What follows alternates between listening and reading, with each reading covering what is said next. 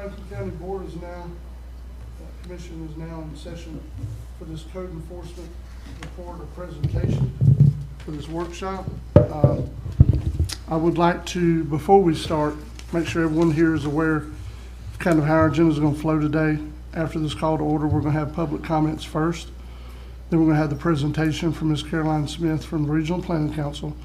Then the commissioners will have a chance to question or comment during this workshop process. So I want to make sure everybody's aware of that.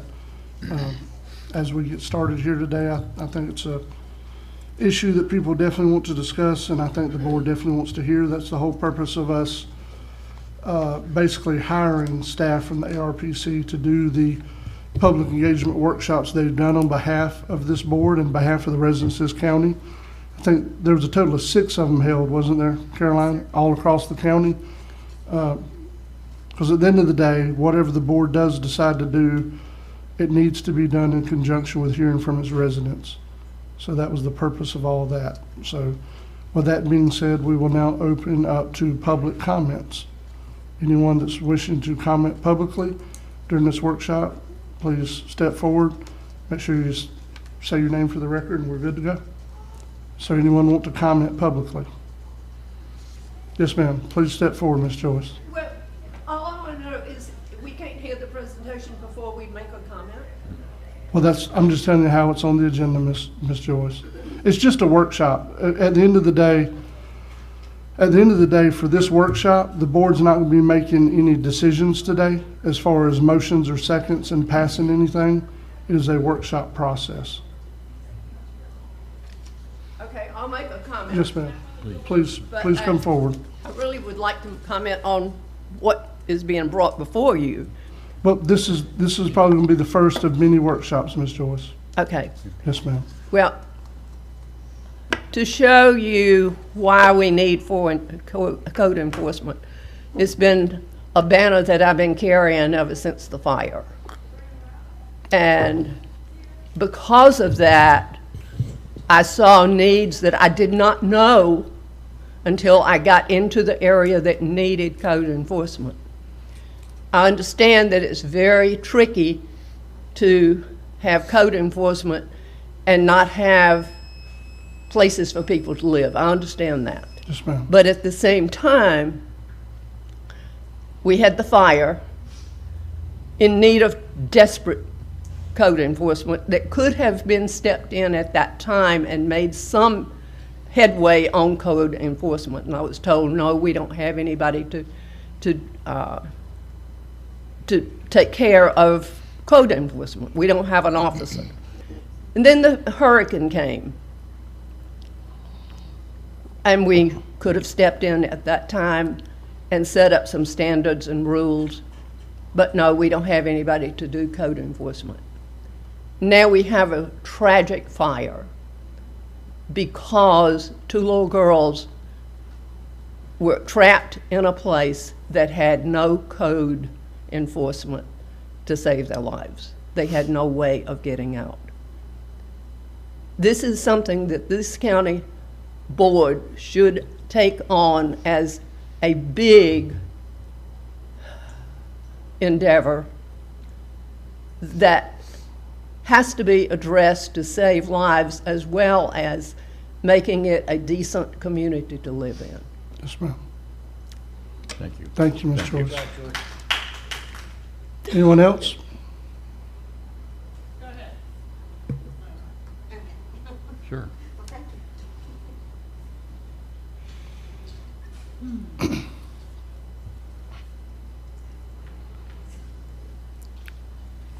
If you would, please state your name for the record, ma'am.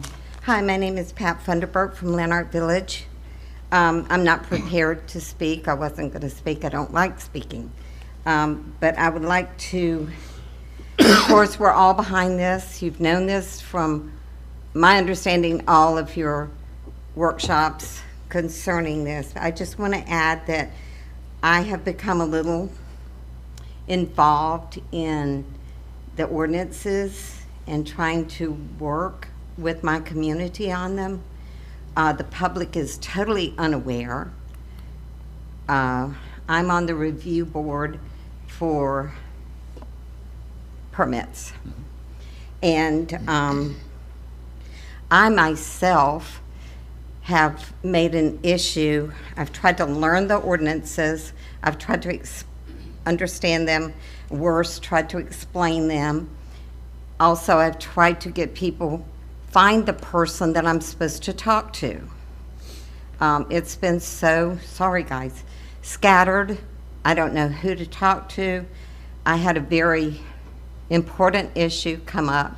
I know what the ordinance says, but I was shot down after talking with 3 different people.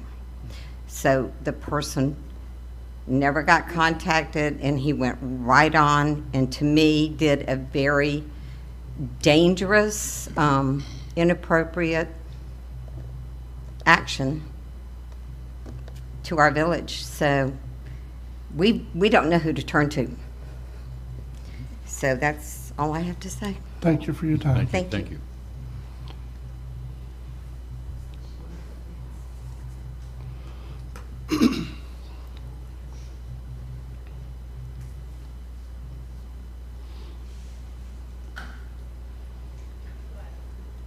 Please state your name for the record. My name is Barbara Roars from Lanark Village, Florida. Okay.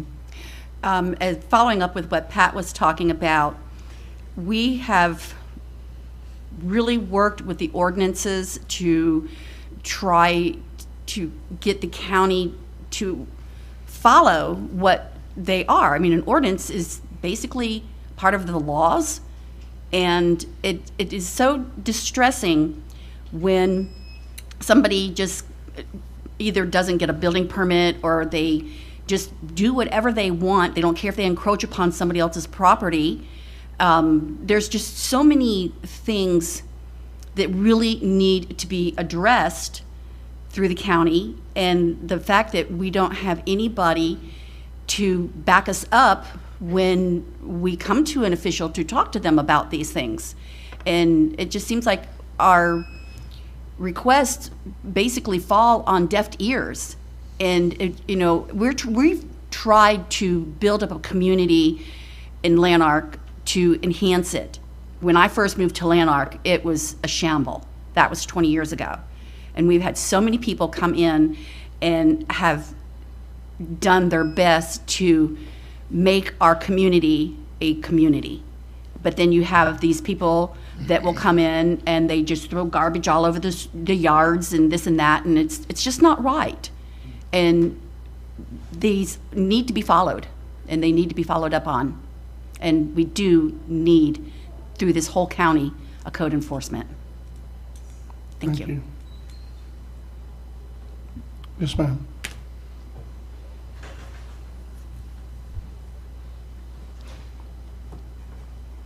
Good afternoon, Barbara Sanders. I live on St. George Island, and I also think it's a little weird to have comments first and then get the report.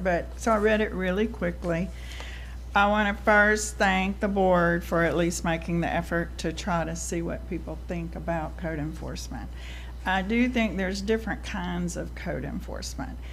Do we need a code enforcement officer? Sure, that's great, and you're going to talk about how much money it costs and whether you have to raise taxes and what's it going to look like.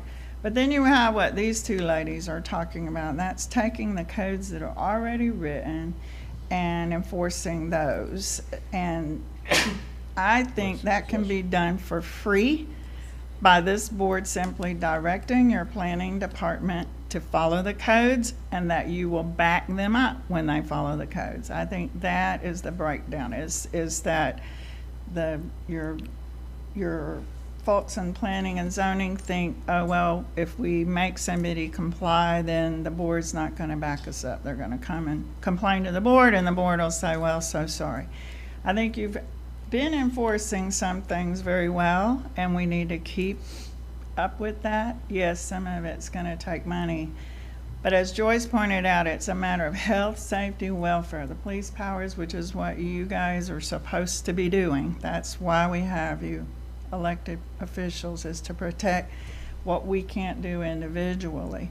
And then property values. And if you start polluting and having red tide, and tourists can't come down and enjoy those rental houses that are basically hotels on the beach under one roof, then you're gonna kill the goose that laid the golden egg. And there will be some folks that may have to hurt a little.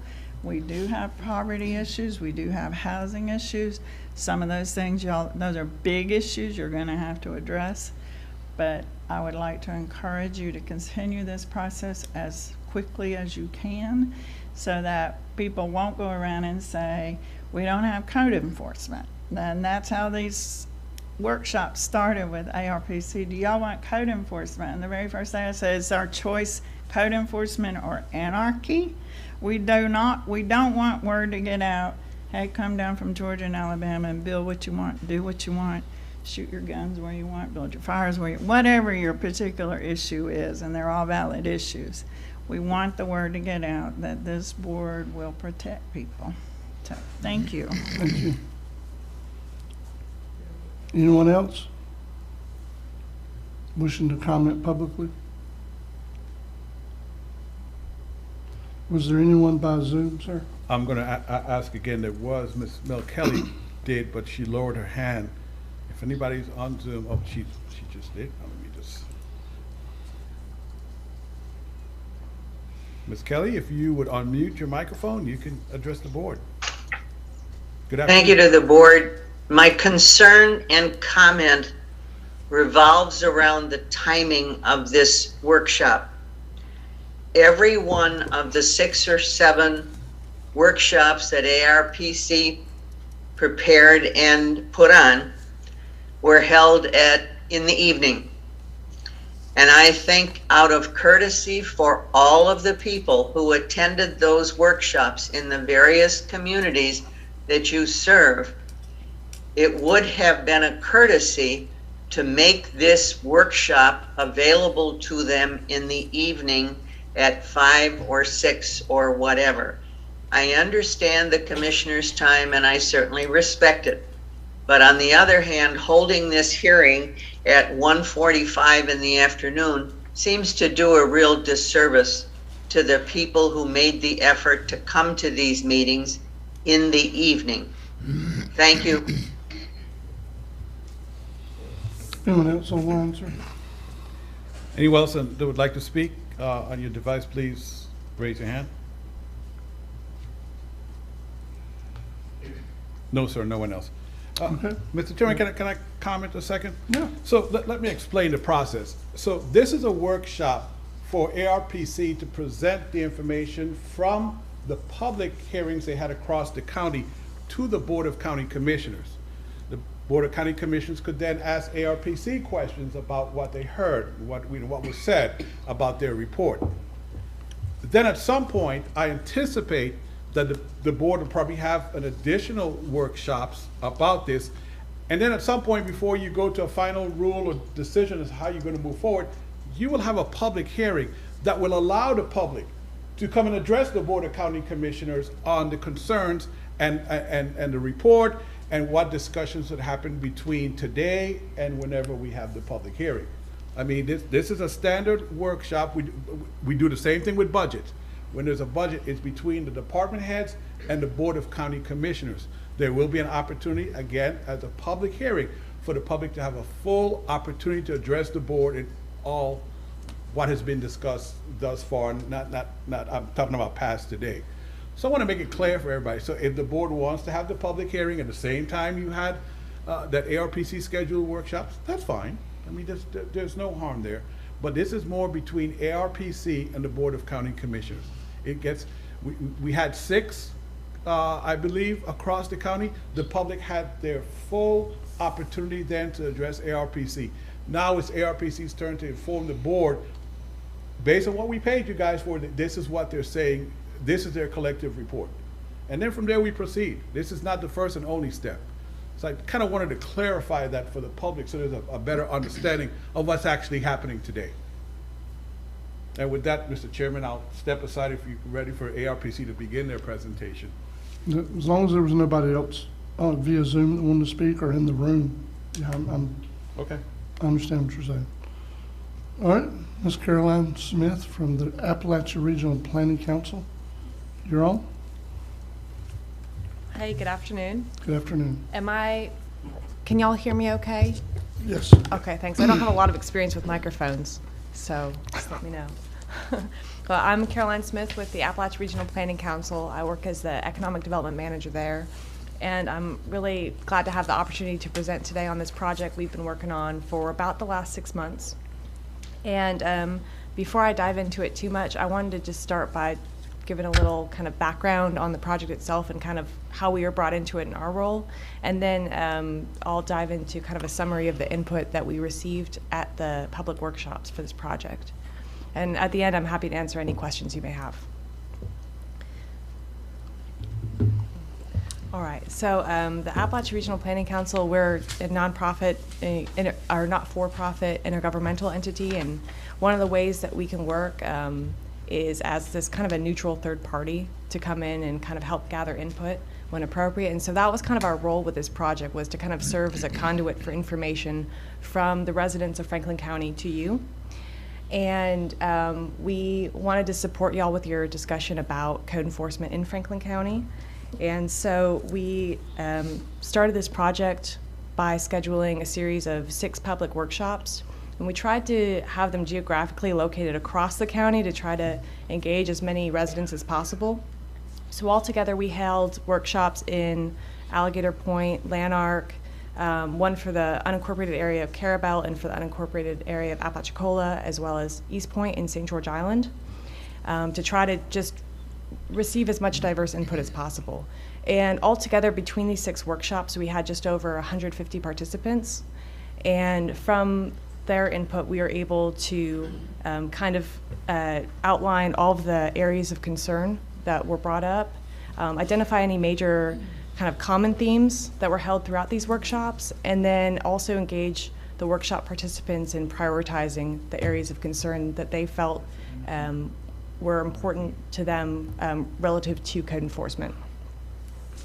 So in terms of the kind of major findings we had from this workshop, which, let's see, if you don't mind, Michael, it's just on the next page. No worries. Or Mr. Maroon, sorry. No, we're good. Okay. All right, so as far as major findings go, there were 3 very common things that I wanted to make sure to share with y'all.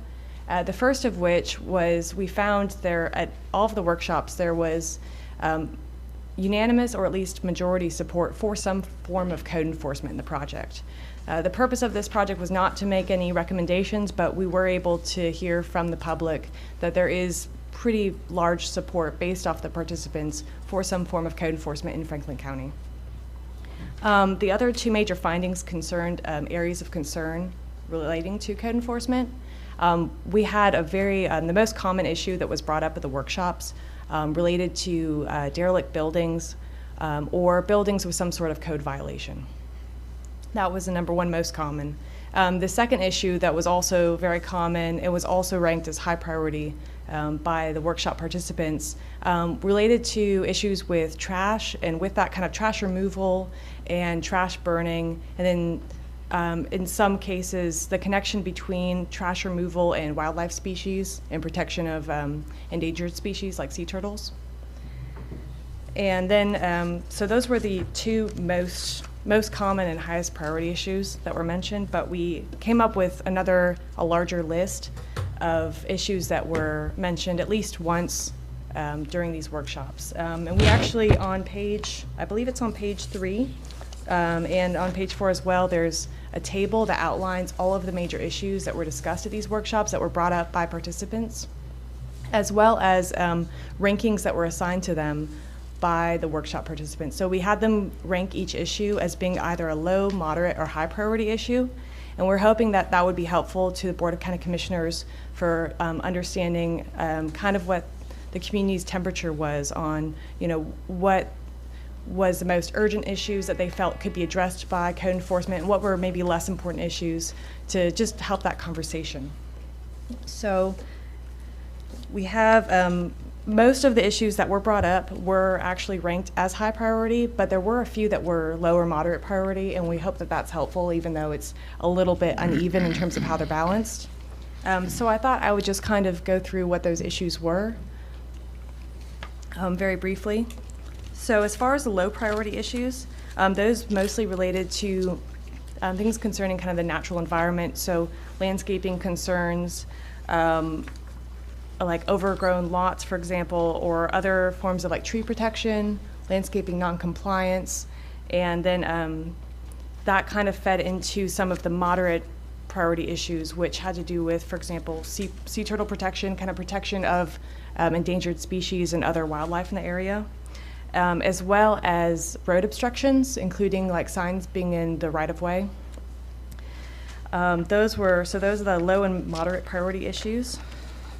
And actually, I should add, as I go along with this is kind of a compressed version of kind of overall, with all of the issues ranked, what the general consensus was among participants in terms of the priority. So in terms of high priority issues, we kind of tried to split them up into two major categories. Most of the issues that were brought up had to do with either built environment or with the natural environment. And we were hoping that that might be useful in terms of understanding what the community was seeing. Sorry. So in terms of high priority issues relating to the built environment, as I mentioned, derelict buildings was brought up a lot, and code violations relating to buildings, but folks also brought up things like the use of unlicensed contractors, building maintenance or other forms of building maintenance, zoning violations, and generally building without permits, as well as the presence of abandoned or inoperable vehicles being located on personal property or other property. There was also talk of trash and nuisance accumulation, which kind of ties into that second common area that was brought up by participants, being trash removal issues. And then dock and shore violations was also mentioned as a high priority issue. Other high priority issues, especially relating to the natural environment, included the presence and removal of exotic species, animals, and plants, as well as the management of those species, and zoning requirements as it relates to the natural environment, as well as development order requirements. That's kind of the major outline of the most common issues that we heard from workshop participants across the six different workshops that we held in Franklin County. However, that's not a comprehensive list. That's just the issues that came up at least more than once that we were able to rank. So following that table, there's an additional list, and that is kind of a supplementary index of additional things that were brought up with a little bit more background that hopefully kind of provides then a larger picture of the conversation that was had at these workshops. And with that summarizes kind of the major input that we received at the workshops. We're hoping that this report will serve as a tool for your future conversations regarding code enforcement. And I will say, regrettably, I wasn't the ARPC staff member to actually present at the workshops. I was involved more in the background, so I'm happy to answer questions, and if it's a question related to something that was actually discussed there, I'm happy to confer with my colleagues about that. Mr. Chairman. Yes, go ahead. Thank you, Caroline, for joining us today. And if you could just reiterate, I know it was discussed, it may even be in this pamphlet. You guys, ARPC, serves 9 counties? Yes, that's right. Okay. And of those 9 counties, how many of those counties have code enforcement, if you don't mind saying that? 6. I believe 6, yes. Thank you, everyone. 6 counties. I just want to make a note for that for the record so that the public can know. Thank you.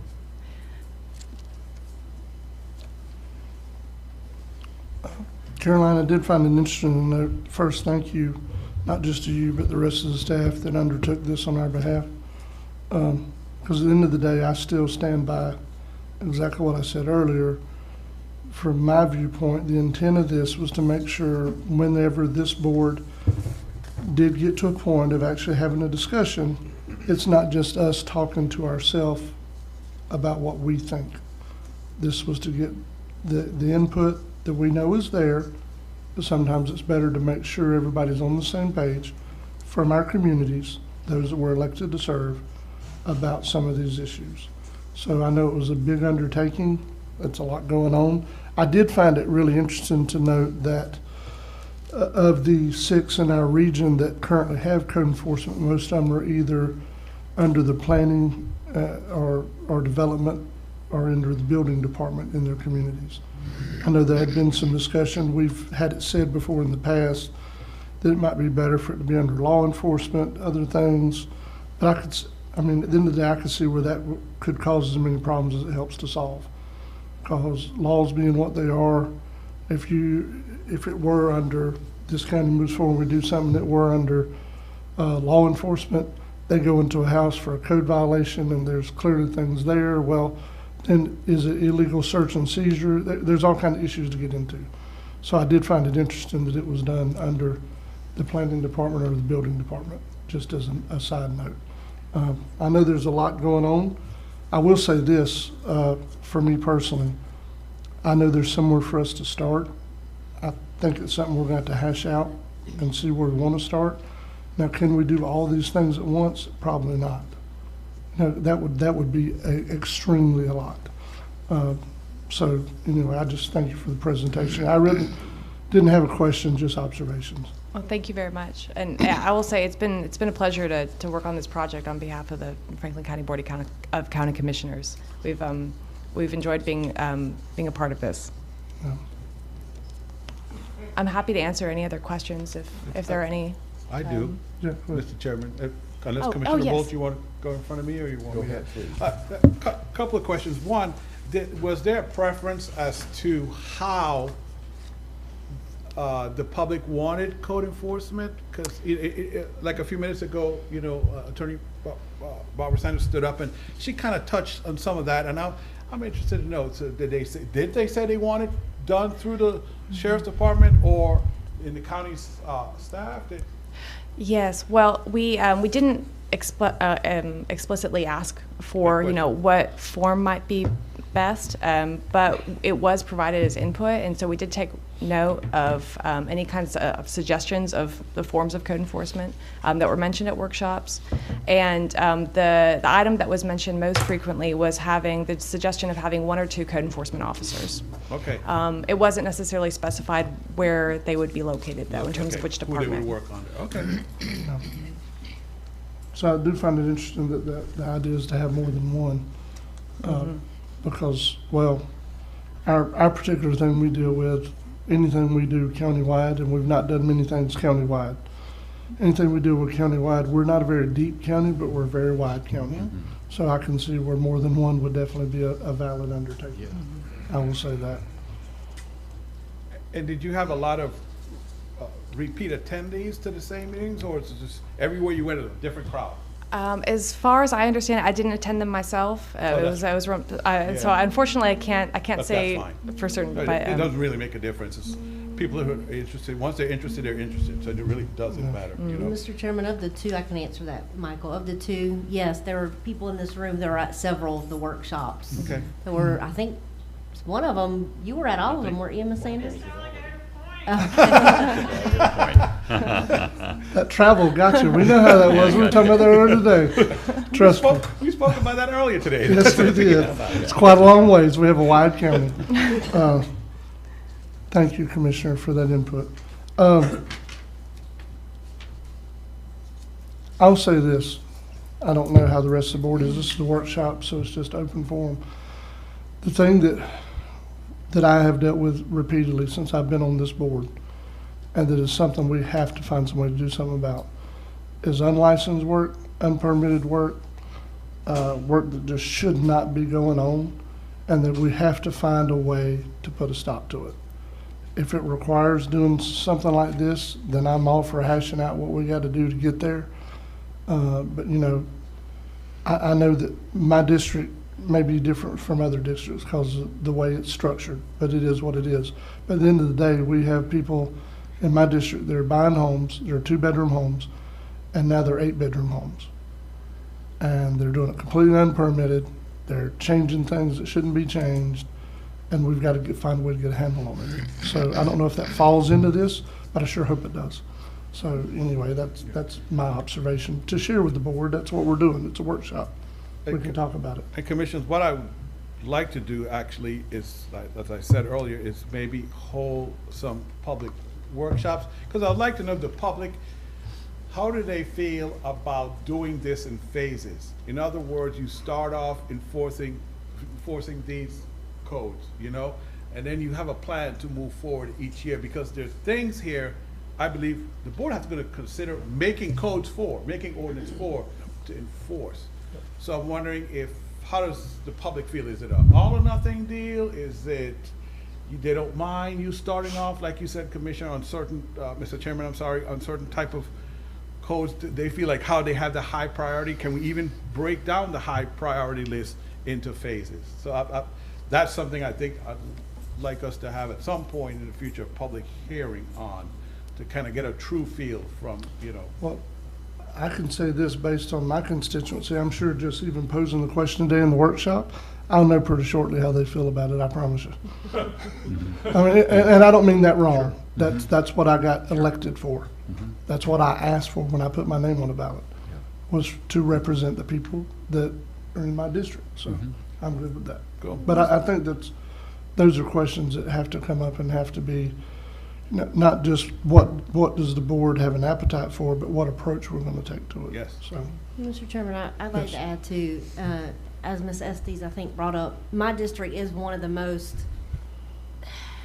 I don't know how to describe it, but challenging. It's challenging. It sure is. And as you said, each district may have a different type Yes. of what, like, I think Ms. Sanders mentions, there are different types of code enforcement.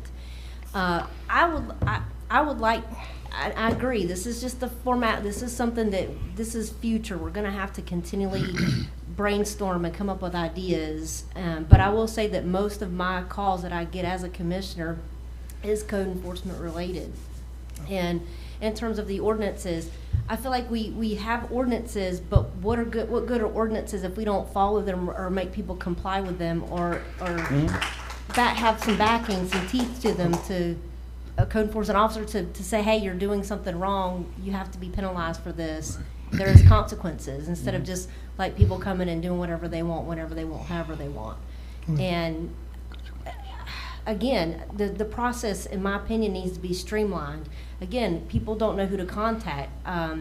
Me as a commissioner, when I first got elected, I was like, okay, well, how does this work? Who do I contact if I've got somebody complaining about or concerned about a porch being built that maybe wasn't permitted, or if something's up to code, or, well, one of the first things I dealt with Attorney Schuler after I first was elected was a dilapidated home along Carabel Beach. So it's like, who do I contact? How does the process work? I feel like it could be streamlined. Again, this is the first of many, many, many I feel that we're gonna need, and we're definitely gonna need the public's input. I want the public's input. I have ideas, the public has ideas. The public's your best people to put forward to come up with these ideas and to come up with these plans, because we're definitely going to need their help, because they see it in the community too. And definitely somebody that's not complaint driven and have that second officer, and this is just me talking personally, I'm not saying I'm talking on behalf of the board, but we need somebody to actively going out, looking at these houses, seeing, okay, well, that house is permitted for 4 rooms and now there's 9 rooms, and that septic's not gonna be able to accommodate that. Actively going out, seeing things that are being done that they can call out and say, okay, this isn't what's supposed to be done. We're gonna have to do it. I know it's a fine line. I know we have to be careful. We don't wanna make anybody homeless. We don't wanna kick anybody out of their home.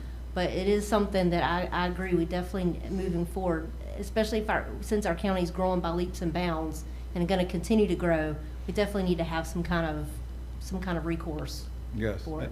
And we have to explain to the public too, and the best person to do that is the building official. So the building official is actually tied to building codes. There are a lot of times in the past they've called the building official to look at code enforcement. That's not what he does. He does not have that authority, So we have to also to explain to the public and kind of educate ourselves and the public at the same time who can do what. And that's when we find where we have voids and gaps that we need to fill, and then we work up a plan to get that done. But I agree with you 100%. This has to be a team effort, because, you know, yeah, the public, they have to help us on this. There's no ifs and or buts about that. Do you have something, Commissioner?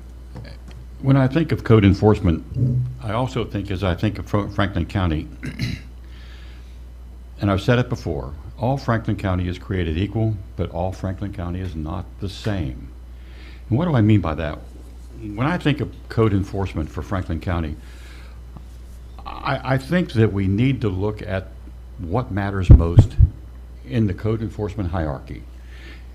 And those are the beginning priorities of where we go and where we focus on code enforcement.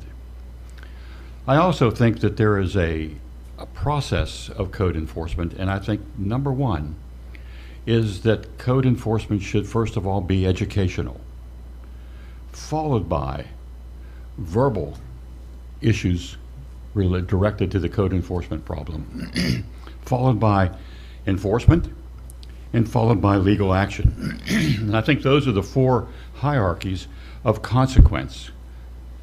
Also, I can see code enforcement being nothing but better for the county from the standpoint of increasing potential property values, where we have a standard of practice of code betterment all across the county. Furthermore, I feel that perhaps insurance rates can be buffered by this proactive activity that the county has as well. So I am very pleased, and I just want to thank ARPC for the work you have done. It has been very, very helpful for us, and I really appreciate the input from the public too. It's been very good. Thank you. Thank you very much for all your comments. It's very helpful to us as well, and I'm glad that you find this report and the workshops that we put on helpful. Well, Caroline, it's a lot going on with this situation. And some of what basically it's all growth management. But, you know, we've never, at a point in the past, never really had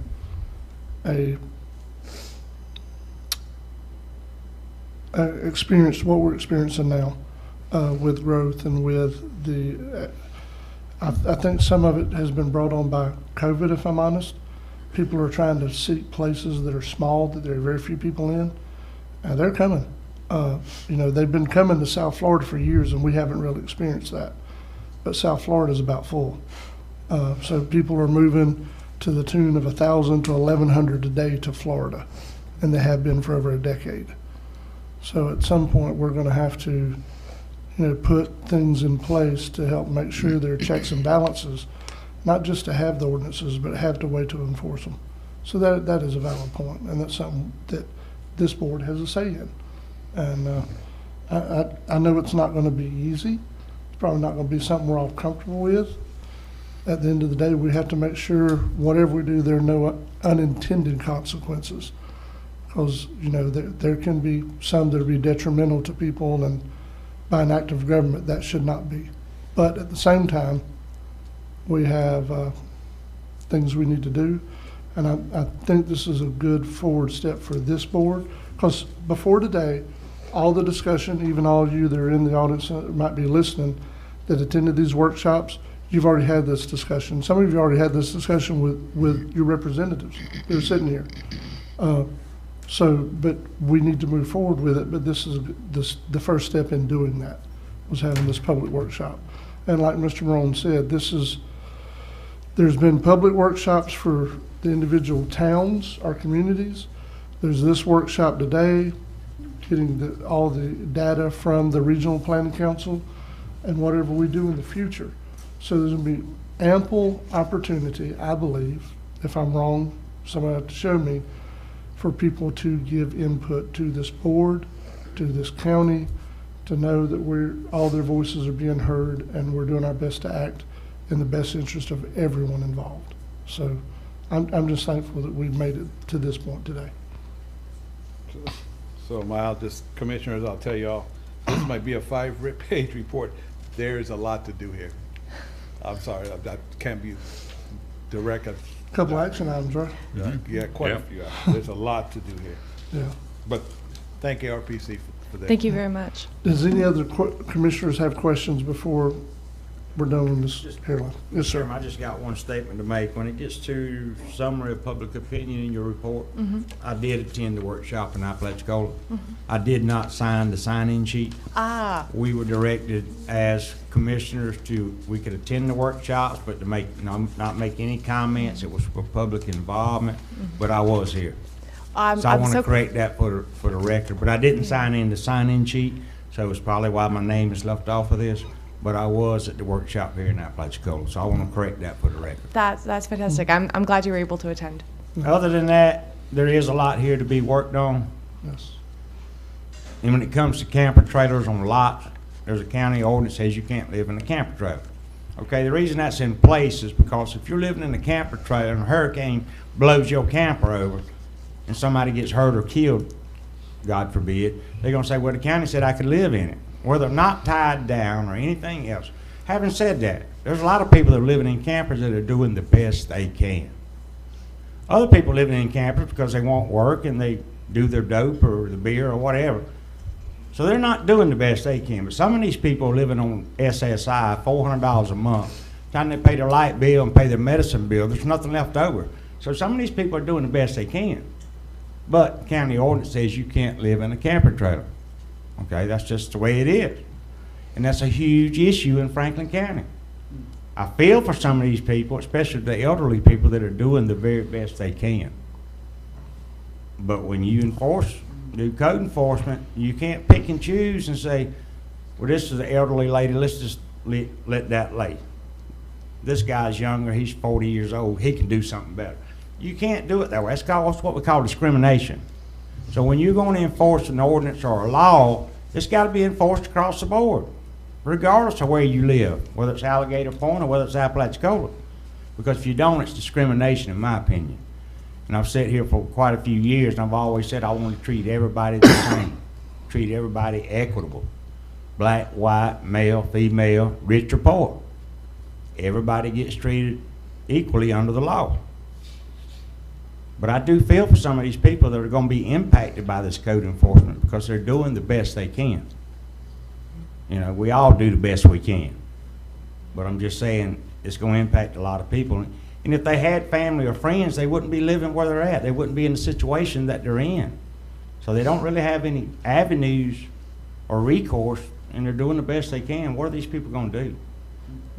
Where are they going? Who's going to look out for them? Nobody in the public's just going to go passing out money with house trailers being $110,000, $115,000, $120,000 a piece. There's nobody down here passing out money to help these people. You know, so I don't know how it's all going to work, but you got multiple campers on one lot. Half of them's not hooked up to water and sewer. They're plugged into an extension cord to get power. You know, what are these people going to do? Everybody wants to clean everything up, and that's good and fine, but what are these people going to do? And my heart goes out to them because I'm not able to help them. You know, and how can you help one person, but you're not going to help the other 150, 200? So, you know, where does all that go? As the chairman said, there's a lot to be worked through, but we can't do code enforcement for individuals only. If we're going to uphold the ordinances of the county and the laws that are on the books, it has to be applicable to everyone. And that's my comment. Thank you. Thank you. You really do have a truly diverse county in terms of needs and what everyone, you know, all the community situations are. And I think what you've described is exactly, I really respect that you're taking the time to walk through this process because it does affect everyone. And we're happy to support you as much as we can as you figure out the best approach for Franklin County. Any other comments from commissioners? I think we've all spoke our piece for what we have for today. Okay? We're adjourned. Thank you.